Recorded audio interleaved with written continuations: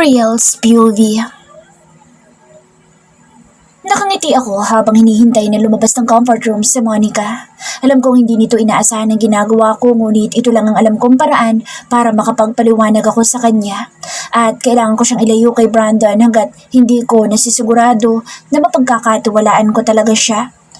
Hindi ko na pwedeng dalhin si Monica sa Villa Montessori dahil alam na iyon ni Brandon. May isang lugar pa akong alam sa San Ildefonso Farm. Private property na itinago ko sa pangalan ng paborito kong isda na si Juan. Malayo sa bayan at hindi alam ng kahit na sino maliban sa iilang mga tauhan ko. Sir, isang oras na po sa loob ng restroom si Miss Monica. Tila nag-aalala si Pao. Wala naman siyang pupuntahan na ibang daan kundi sa harap natin dalawa, Pao. Maghintay na lang tayo at lalabas din siya sa loob. Pero, Sir Gabriel, baka po may nangyari na masama kay Miss Monica. I-check mo pa. Inutusan ko ito na tingnan ang labas ng restroom. May tinawag itong gasoline girl na staff at pinapasok sa loob. Nakatingin lamang ako sa mga ito habang hinihintay sa Monica. Maya-maya pa'y lumabas si Monica. Seryoso mukha nito at alam kong hindi maganda ang timpla. Nagkunwari ako natutulog habang hinihintay ko siya. Naramdaman ko na pumasok na siya sa loob ng sakyan. Umandar na rin ang sakyan ngunit si Monica ay wala pa ring imik. Manong driver, alam mo ba kung saan tayo pupunta? Opo, ma'am. Bakit po? Binuksan ko ng konting talukap ng aking mga mata at sinilip si Monica na nasa tabi ko. Saan daw? Sabi ni Sir Gabriel, sa dulo ng mundo. Hindi ko pwedeng sabihin sa iyo, Miss Monica eh. Gusto ko matawa sa sagot ni Pao kay Monica. Kung gusto mo pala akong dalhin sa dulo ng mundo, sana sinabihan mo ako. Para naman nadala ko lahat ng gamit ko. Mukha kasi hindi na naman ako makakabalik sa simpleng buhay ko. Nagkana ka pa matulog. Kakainis ka. Hindi ako umimik at iniyaan lang ito na gumalaw ng gumalaw sa tabi ko. Hindi ito mapakali at sigurado ako na nagpaplano ito na takasan ako. Ilang oras pa ay nakarating na kami sa San Ildefonso. Dumaan kami sa gitna ng mahabang taniman ng mais. Hanggang sa makarating kami sa isang maliit na bahay na pinatayo ko lang last year. Malayo sa mga kabahayan ang property na binili ko. Isang tagong lugar na malayo din sa palengke ng San Ildefonso. Walang kuryente, walang signal ang cellphone at higit sa lahat, walang makakakilala sa akin dito. Nandito na tayo, Monica. Bumaba ito ng sasakyan at binabari ni Pao ang mga gamit namin. Bumili ako ng maraming damit ni Monica dahil alam ko na magtatagal kaming dalawa dito hanggang hindi niya ako pinapakinggan. Muling sumakay sa sasakyan si Pao na ikinagulat ni Monica. Alicia? Of course, Monica. Hindi naman siya pwede magstay dito. Kailangan niyang bumalik sa trabaho at kailangan din niya mag-report kay Venom. Tayo lang dalawa may iwan dito dahil may kailangan tayong pag-usapan. Tinapi ko ang sasakyan at kinawayan si Pao. Kinuha ko ang mga gamit at ipinasok na sa loob ng bahay. Gabriel, hindi ka ba nagbibiro? At bakit naman ako magbibiro? Kailangan kitang protektahan kaya ako ito ginagawa. Inilaliyo kita sa mga taong alam ko ikapapahamak mo. Sunundan niya ako sa loob ng bahay. Gabriel, mas mapapahama ako dahil sa'yo. Hindi alam ng mga magulang ko na kasama kita. Wala ding alam ng mga kaibigan ko sa... Alam ni Warren na kasama mo ako. Alam din ba niya kung saan lugar mo ako dinala? Mag-aalala si na mommy sa... Nalapitan ko si Monica na nakatayo sa may pintuan. Sinabi ko kay Warren ang dahilan kaya kita gusto makausap. At siya na bahala sa lahat. Hindi mo kasi ako pinapakinggan kaya kinailangan ko itong gawin. Nagtatago na ba tayo sa mga illegal na gawain mo? Umatay ka na naman ba ng mga tao? O baka naman lumantad na talaga sa otoridad ng kasamaan mo? Sabihin mo sa akin kung bakit kailangan mo itong gawin sa akin. Dahil hindi ko naiintindihan kung bakit ako nandito, Gabriel. Naging maayos naman ang buhay ko nung lumayo ako sa'yo. Bakit ko pa kailangan na madamay sa gulong pinasok? Dahil kailangan, Monica. Pumasok ka na sa buhay ko at nalaman na nila na naging ugnayan natin dalawa. Kailangan lang kitang protektahan sa mga kasosyo ko sa negosyo at kalaban, kaya ako ito ginagawa. Isipin mo na lang na pagtanaw ito ng utang na loob sa lahat ng mga mabuting ginawa sa akin ni Guzman noon. Alam niya ang pwede mangyari kaya naintindihan niya kung bakit kita pilit na inilalayo, Monica. Pagtiwalaan mo sana ako dahil para ito sa kabutihan at kaligtasan mo. Paano mga kaibigan ko? Naisip mo ba silang protektahan? Baka sa mga mata nito matinding pag-aalala para sa mga kaibigan. Walang bantang masama laban sa kanila. At si Venom na bahala sa mga kaibigan mo. Sa ngayon, kailangan mong maniwala at makinig sa akin dahil parte ka ng See? Plano na naman. Ako na naman ang gagawin mo sangkalan para maprotekta ng babaeng mahal mo at ang sarili mo. Pagkatapos ng pag-uutos mo, Itatapon mo na naman ako na parang basura. Tama nga si Brandon. Hindi dapat ako nakikinig sa'yo dahil ginagamit mo lang ako sa mga plano mo. Sinuntok ang pader sa tabi ni Monica. Nalaki ang mga mata nito sa ginawa ko. Ayokong mababanggit ang pangalan ng traitor na iyon. Naiintindihan mo ba ako? Galit na ani ko sa harapan niya. Nangilid ang luha sa mga mata nito habang nakatingin sa akin. Niyakap ko si Monica ng mahigpit. Sorry. Sana'y mapata... I hate you! Tinulak niya ako, tumakbo siyang palabas ng bahay. Hinayaan ko siya na umalis dahil alam ko na mahaharang siya ng mga tauhan ko na nakapalibot lang sa may maisan. Bumuga ako na malalim at tumingin sa kamay ko na nagdurugo sa lakas ng pagkakasunto ko sa pader. Nakaupo ko sa silya at binabandahan ang kamay ko nang bumalik si Monica kasama ng mga tauhan ko. Bitawan na ninyo siya at bumalik na kayo sa pwesto niyo. Hayaan na ninyo kami rito. Utos ko sa mga ito. Ang sama mo talaga, Gabriel. Napakasama mong tao. Iniwan ka ba ni Ella kaya heto ka at ako naman ang tinatarget mo? Alam ba niya na kasama mo ako? Walang kinalaman dito sa Ella, Monica. Nandito ako dahil sa'yo. Dahil mahal na mahal kita. Hindi mo ako pinapaniwalaan dahil saradong isip mo. Aaminin ko sa'yo na nagkamali ako na itaboy ka noon. Sobrang gulo lang na naging sitwasyon kaya kailangan kong mamili sa inyo ni Ella. Alam mo nangyari sa kanya at sinisisi ko ang sarili ko dahil doon. Dahil alam ko, tao ko ang dahilan kung bakit yun nangyari sa kanya. Hindi ako naging tapat kay Ella noong kami pa ng dalawa, Monica. Ikakasal na kami nung makilala kita at dahil sa'yo nagbagong nararamdaman ko para sa kanya. Hindi ka na nawala sa isip ko kahit anong gawin ko. Noong araw na nalaman kong anak ka ni Guzman at siya ang dahilan kaya ako inakala na patay sa Ella, naghalo-halo ang nararamdaman ko.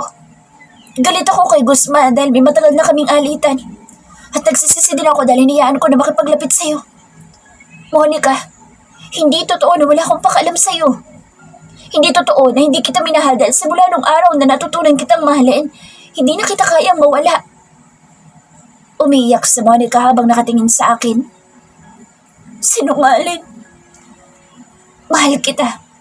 Palagi ako nasa tabi mo sa tuwing kailangan mo ng tulong ko. Hindi ko pa rin nakakalimutan ang mga sinabi ko sa'yo. Poprotektahan kita kahit na malagay ako sa alanganin. Noong araw na malasing ka, ako ay nagkatid sa bahay mo. Araw-araw kitang binabantayan sa pagpasok mo sa Via, sa company ninyo at sa lugar na kasama mo sa Brandon. Tumayo ako para lapitan sa Monica. Hinaplos ko ang kanyang pisngi. Mahal kita. Ikaw lang mahal ko at wala nang iba. Patawad kung inuna kong alagaan sa Ella. Patawad kung pakiramdam mo, iniwan kitang mag-isa. Sobrang shock lang ako sa nangyari kay Ella at sa kasamaan ni Don Guerrer. Gusto kong malaman mo na walang namagitan sa amin dalawa, Monica. Ikaw lang ang babaeng kaya kong mahalin ng ganito. Ikamamatay ko kung may mangyayaring masama sa'yo. Sorry. Nagiging possessive ako at selfish. Tama na. Ayokong marinig ang mga kasinungalingan mo. Magaling kang umarte, Gabriel. Akala mo ba... Sige. Kung ayaw mo ako paniwalaan, hindi na kita pipilitin. Kung hindi mo na ako kayang mahalin, hayaan mo na lang akong mahalin ka. Kung talaga si Brandon ang mahal mo, hayaan ko kayong dalawa. Sa isang kondisyon. Hayaan mo akong gawin ang gusto ko. Ang protektahan ka. Kinuha ko ang jacket ko at binigay dito ang mga gamit dito. Hintayin mo rito si Pao. Saan ka pupunta? Tanong niya sa akin. Hindi ako kumibo at nagpatuloy na sa paglalakad palabas ng bahay. Hindi niya ako pwede makita na umiiyak. Kinuha ko na ang lahat. Sinabi ko na ang totoong dahilan at ang nararamdaman ko para sa kanya. Mukhang huli na ako dahil iba na ang mahal ni Monica. Kasalanan ko ito dahil niyaan ko siyang mawala sa akin. Hindi ko siya kayang nahirapan dahil sa akin kaya hayaan ko na lamang siya na maging masaya. Ngayon lang ako tumanggap ng pagkatalo at sobrang sakit pala. Pakiramdam ko hindi lang puso ko nadudurog kundi buo kong pagkatao. Brandon's POV. Oh, Brandon, ikaw pala. Gulat na tanong sa akin ni Warren. Nakita ko siya sa loob ng isang coffee shop at mag-isa lang. Kagad na hinanap ng mga mata ko si Monica ngunit hindi ko siya nakita. Umupo ako sa kaharap niya si Leah. Kasama mo ba si Monica? Nasa vacation siya sa isang trip. Hinigop nito ang mainit na kape na hindi man lang hinihipan. Napaso ang dila nito at pinilit na ngumiti sa akin. Okay ka lang? Inabutan ko siya ng tissue paper. Mukhang namumutla ka, Warren. Hindi naman, nagulat lang kasi ako dahil bigla kang sumusulpot sa kung saan. Akala ko ba nagbabakasyon ka? I mean, nasabi sa akin ni Monica na umalis ka raw. Hindi ka ba natuloy sa pupuntahan mo? Umiling ako rito. Pinag-aaralan ko ang kilos ni Warren at alam ko na may itinatago siya sa akin. Hindi ako natuloy kaya kaagad kong pinuntahan sa Monica sa Via. Pero wala siya doon. Nagpunta din ako sa company nila pero hindi ko siya nakita roon. Kaya naisip ko na kasama mo siya. Sorry ha. Hindi ko kasi siya kasama. All girls kasi ang party na pinuntahan niya. Malaki naman na siya at kaya niya na sarili niya. Kung alam ko lang na hindi ka natuloy, ikaw na sana ang naghatid sa kanila. Kumunot ang noo ko sa sinabi nito. Akala ko ba nasa bakasyon? Oo nga. Sa party tapos diretsong vacation. Gusto mo bang puntahan siya para jumoin? Mukha kang worried sa kanya. Hindi naman. Gusto ko lang talaga na malaman kung nasaan siya. Nag-aalala lang ako dahil alam mo na. Malapit si Gabriel kay Monica at baka mapahamak siya kapag nagkita silang dalawa. Mainit ang mga mata ng pulis kay Gabriel kaya kailangan natin mag-ingat. Baka madamay tayo. Muli akong tumingin sa mga mata ni Warren pero mas pinili niya na muling humigop ng kape. Lapitin talaga ng disgrasya si Gabriel, no? Ano bang trabaho niya? Tinahanap pala siya ng mga pulis. Pasensya ka na, madala ako manood ng mga balita dahil puro Korean novela mga pinapanood ko sa bahay. Alam mo naman, ang mga katulong ko puro matandang dalaga at walang love life na katulad ko. Nagkukunwari ba itong walang alam? Hindi siya mabuting tao, Warren. Hinahanap siya ng mga pulis dahil masama siya. Ikaw ba naman yung mabuting tao? Ibig ko sabihin, kung masama ang boss, baka masama din ang tauhan. Doon kasi nagsisimula lahat, di ba? Makahulugan na tanong ni Warren. Oo, pero iba ako sa kanya, Warren. Mahal ko si Monica. Nagbago ako dahil sa kanya. Tinalikuran ko rin si Gabriel para mapatunayan na handa ako magbago para sa babaeng mahal ko. At yun isang bagay na hindi kayang gawin ni Gabriel. Narinig ko rin niyang sinabi ni Gabriel. Sinabi niya na mahal niya ang kaibigan ko pagkatapos umiyak lang din. Nag-cross fingers si Warren. Kung mabuti ang hangarin mo sa kaibigan ko, huwag mong tularan si Gabriel. Hintayin mo na bumalik sa Monica dahil kung talagang para sa'yo, kusa siyang sasama sa'yo at babalik sa'yo. Kinuha nito ang pouch bag at tumayo na. Hindi nito inubos ang iniinom na kape. Gusto pa sana kitang makausap kaso may kailangan pa akong gawin, Brandon. Alam mo naman, may mga negosyo ko dapat na unahin kaya maiwan na kita rito. Sasabihin ako sa'yo, Warren. Hindi rin naman ako magtatagal dito. Nakita lang kita kaya pinuntahan kita. Ganoon ba? Oh, halika na. Kapag tumawag si Monica, sasabihin ko na hinahanap mo siya para siya mismo tumawag sa'yo. Huwag ka mag-alala, nasa mabuting lugar siya. Malayo sa kapahamakan. Tumayo na rin ako at sabay kaming umalis ni Warren sa coffee shop. Hindi ako naniniwala na nasa bakasyon si Monica. Wala din sa Gabriel. Mukhang naunahan niya ako sa plano kong gawin. Habang patungo ako sa parking ng motor ko ay nakita ko sa denim na nakasandal sa sasakyan nito. Nandito na naman ang spy ni Gabriel. Long time no see, bro. Busy ka ba? Baka gusto mong kumain muna tayo. Pag-aaya niya sa akin, tinuro rin ito isang restaurant na katabi ng coffee shop. Pumasok kami sa loob at umorder ng makakain. Saan ka nagtatrabaho ngayon? Tanong nito sa akin. Bakit parang nangangayayat ka? Wala siguro mga babae sa bago mong trabaho, no? Kantsaw pa nito sa akin. Bakit ka naman interesado sa bago kong trabaho? Gusto mo ba sumama? Seryosong tanong ko sa kanya. Oo, sana eh. Alam mo na, medyo alanganin ako ngayon sa trabaho ko kay Gabriel. Kaya gusto kong manap na ibang trabaho. Hindi na ako natutuwa sa mga pinaggagawa niya sa akin. Alam mo naman na mula nung mamatay si Don Guerrer, napalitan ng plano. Gusto ni Gabriel na magbago. Kaya eto, bumaba ang kita at wala na rin halos pumapasok na pera. Kilala mo naman ako, Brandon. Ayoko ng maliit na sahod dahil may pamilya ako. At kailangan ko ng maraming pera para sa mga babae. Mukhang seryoso si Venom sa sinasabi nito. Natauhan ka na rin sa bago niyang sistema. Mahagdang buntot ni Gabriel dahil sa pag-ibig. Mula nung magmahal siya, hindi na niya ginagawa ng tamang mga trabaho niya. Hindi na rin siya kinatatakutan ng mga kakumpetensya niya sa negosyo. Kasalanan niya iyon dahil mahina siya. Tinapik ni Venom ang balikat ko. Kaya tama lang natukutin mo siya para kabahan. Tumawa pa ito sa sinabi. Yun tungkol sa kasa. Sinadya mo yun, no? Nagkataon lang siguro na nangyari yun, Venom. Inilapag ng waitress sa mga order namin pagkain. Nagpatuloy si Venom. Ano, isasama mo ba ako sa bagong trabaho mo? Gusto ko na malaking kita. Kaya kung may alam ka, isama mo ako. Magkita tayo sa dating bahay ko sa San Martin. May ipapakilala ko na alam kong makatutulong sa atin dalawa. Para yumaman. Sige, call ako dyan. Akala siguro ni Venom madali niya akong mapaniwala. Alam ko na siya ang ginagamit ni Gabriel. Ngayon, dahil gusto nitong malaman kung ako ba ang tumatraidor sa kanya. Hindi nito iyon pwedeng malaman kaya iisip ako ng paraan. Kailangan ko mahanap kung nasaan si Monica. Pinagmasdan ko ang kilos ni Venom at magana itong kumain. Itatanong ko sa'yo, alam mo kung nasaan si Monica? Tiningala ako nito na may pagtataka sa mga mata. Bakit mo naman siya hinahanap sa akin? Matagal ko na siyang hindi nakikita simula nung magkausap kaming dalawa sa Villa Montessori. Yun ang huling araw na nagkita kaming dalawa. Hindi rin siya pinapahanap ni Gabriel dahil ayaw niya madami siya sa gulo. Nasaan ba si Gabriel? Nasa Manila.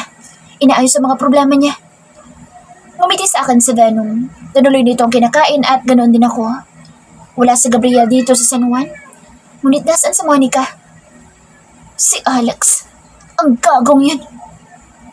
Venom, kailangan ko nga palang umalis. Tatawagan na lang kita para sabihin sa'yo kung anong oras tayo magkikita. Kumuha ko na 1,000 piso sa wallet ko at ipinatungin sa lamesa. Ikaw na bahala dito. Ingat ka, Brandon. Salamat sa panlilibre mo. Nagmadali ako sumakay sa motorsiklo ko at nagdesisyon na puntahan sa Alex. Napag-usapan namin kagabi si Monica. Hindi pwedeng siya ang unang makinabang dito. Kailangan ko si Monica dahil siya lang ang tanging alas ko kay Gabriel. Hinintay ko si Alex na dumating sa Falcon Bar. Dumating na ito, nakasama ang 2 sexing babae. Binagsak ko ang brandy glass sa bar table at nilapitan sa Alex. Pwede ba kita makausap? Yun tayo lang dalawa. Tumingin ako sa 2 babaeng kasama nito.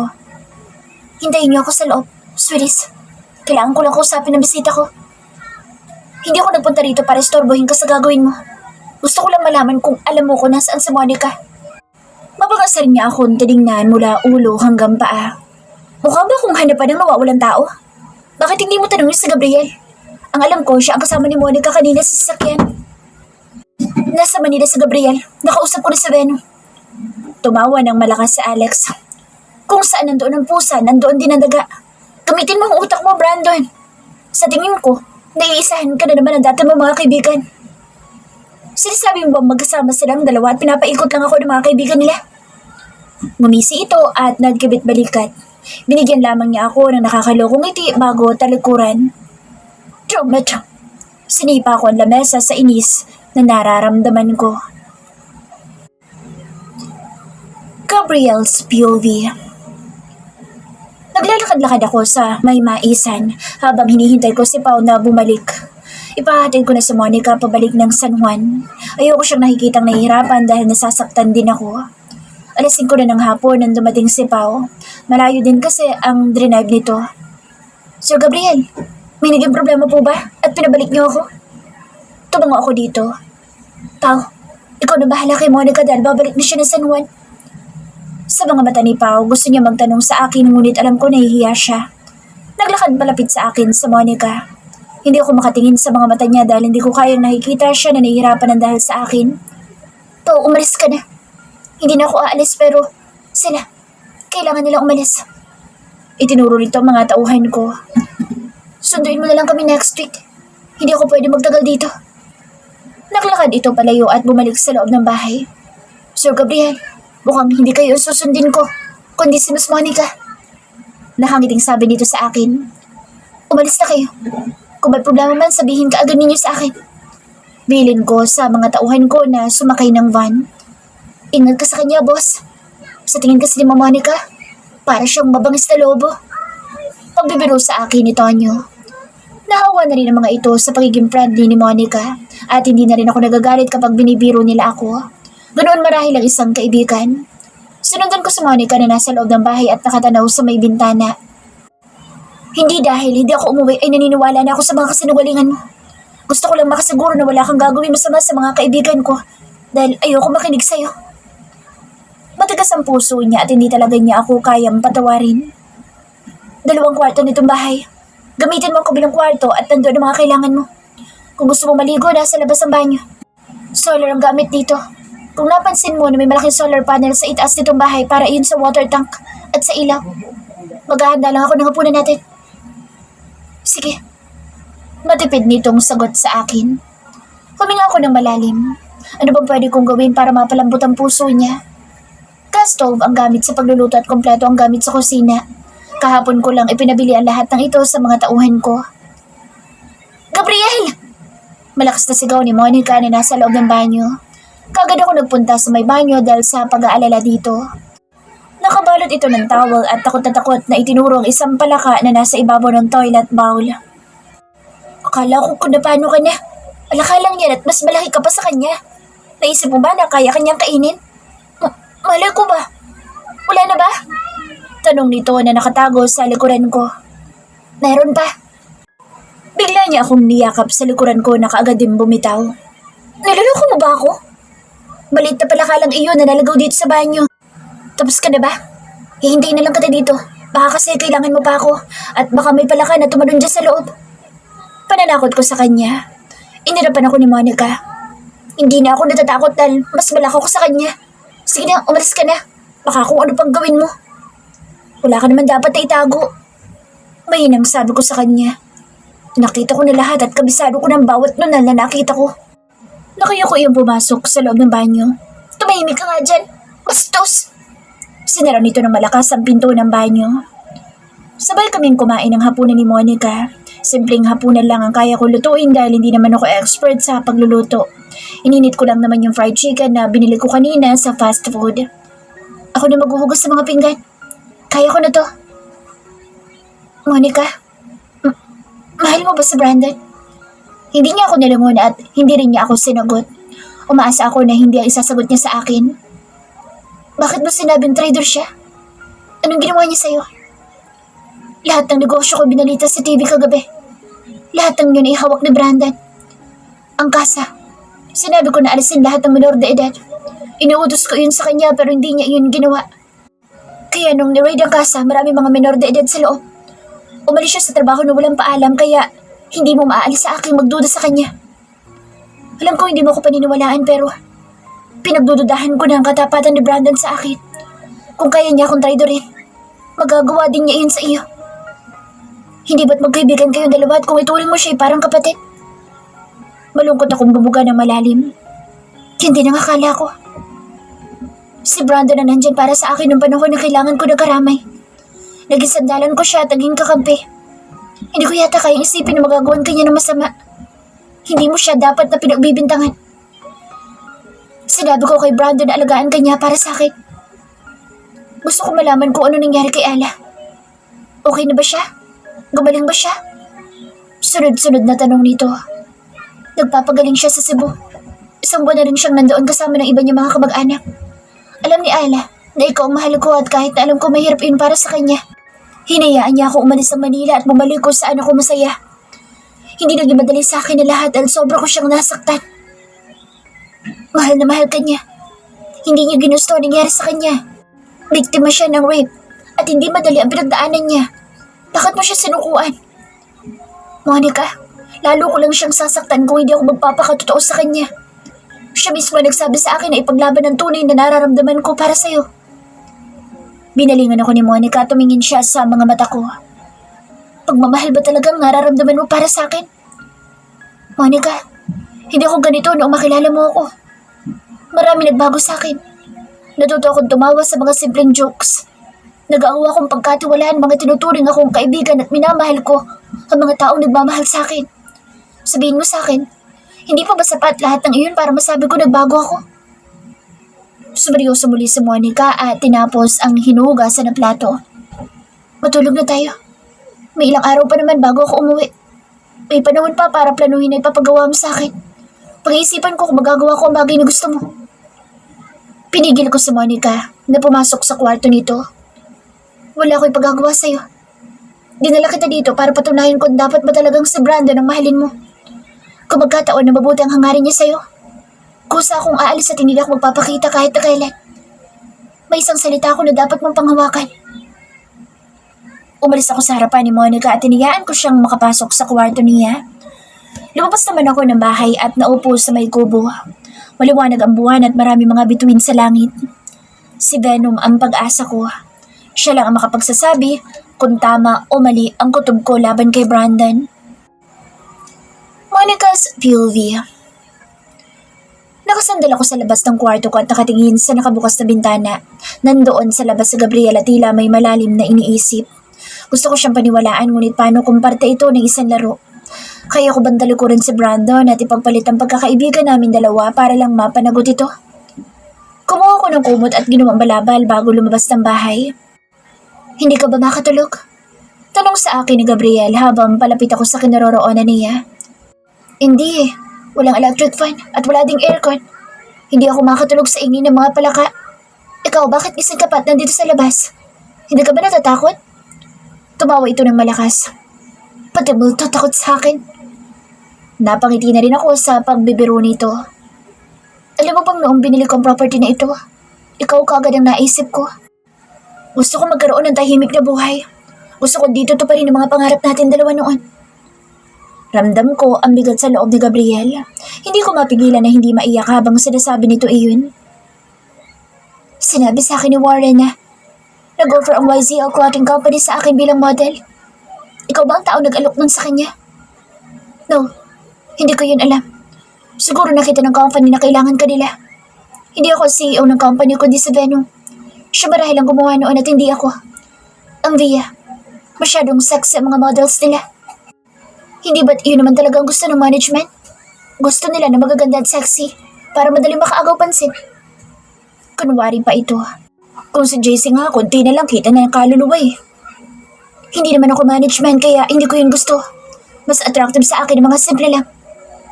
Parang hindi naman. Close nga kayo ni JC. Sumilay ang ngiti sa mga labi ni Gabriel. Baka isipin mo nagsiselos ako ha. Sinabi mo kasing hindi attractive sa'yo sexy. Kaya naisip ko si JC. Ay, bakit ba ako nagpaliwanag? Sekretary ni Don Guerrero si JC noon at naging magkaibigan kaming dalawa. At kinailangan ko siya maging malapit sa iyo para mabantayan ka. Hindi ka dapat nagsiselo sa kanya. Pinamulahan ako ng mukha. Titig na titig siya sa akin at para akong matutunaw. Hindi ako nagsiselos, no? Hindi ba? Namumula ka na kasi. Pangasar pa nito sa akin. Muli ito seryoso at tumingin sa malayo. Bibitawan ko lahat ng negosyong meron ako para sa ganitong simpleng buhay. Kaya mo bang bitawan ng triad na binuo mo at ipinaglaban? Hahayaan mo na lang ba na ibang group ang mamuno sa malaking organisasyon na binuo ng mga magulang mo at na mayapa mo lolo? Isipin mo mabuti kung hahayaan mo ba talaga lahat ng bagay na meron ka kapalit na simpleng buhay na gusto mo. Oo.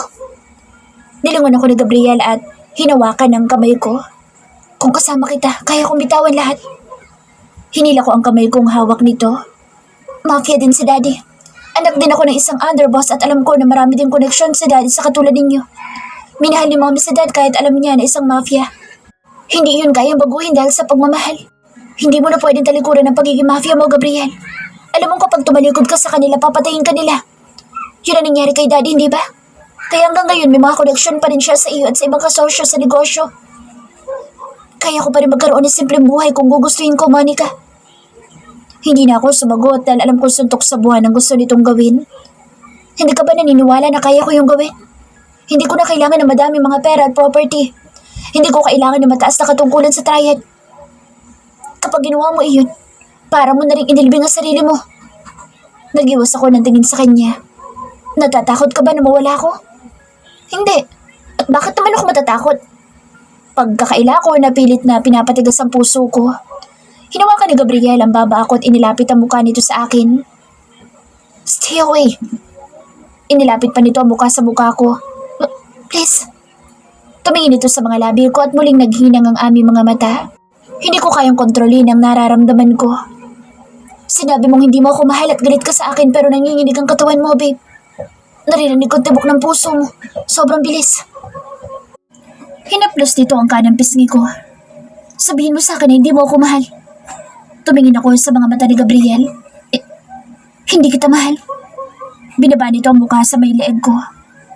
Hindi ako naniniwala. Sumasayad sa balat ko ang labi nito habang nagsasalita. Bakit hindi mo nalang aminin? Itinulak ko siya at nagmadali akong pumasok sa loob ng bahay.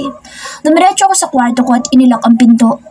Narinig ko ang pagsara ng pinto ng bahay at ang pagsipol-sipol ni Gabriel. Naisahan niya ako doon. Huwag kang bibigay, Monica. Tandaan mo na minsan ka na niyang sinaktan. Kailangan mo mag-ingat. Init lang ito ng katawan. Lilipas din. Mataas na ang sikat ng araw nang magising ako kinaumagahan. Dumiretso ako sa kusina at naghilamos ng muka. Nakabukas ang kwarto na ginamit ni Gabriel. Luminga ako sa paligid at napansin ko na wala siya rito. Wala din siya sa labas at naisip ko na lang na may pinuntahan ito na hindi ipinaalam sa akin. Pinapahid ko ng puting towel ang mukha ko habang patungo ako sa lamesa. Umupo ako sa upuan at sumandal doon. Nangalumbaba ako at iniisip kung ano ang dapat kong gawin ngayon. Kung magtatagal pa ako rito, baka tuluyan na akong mapalambot ni Gabriel. Hindi pa naman kasi tigas ng ulo ko ang puso ko. Mabilis lang akong madala sa panlalambing. Kapag naaalala ko ang nangyari kagabi, nahihiya na akong humarap sa kanya. Hindi ko alam kung ano nasa isip niya. Kailangan kong ingatan ang kilos ko. Kung maaari, iiwasan ko ang mga mata niya. Ngunit paano? Ang gwapo niya kaya ako nadidistract. Ising ka na pala, babe. Humihinga na sabi ni Gabriel habang papasok sa bahay. Wala itong damit pang itaas at naka-jogging pants lang at running shoes. Basa ang buhok nito dahil sa pawis. Gumagalaw ang malaking muscles nito sa dibdib.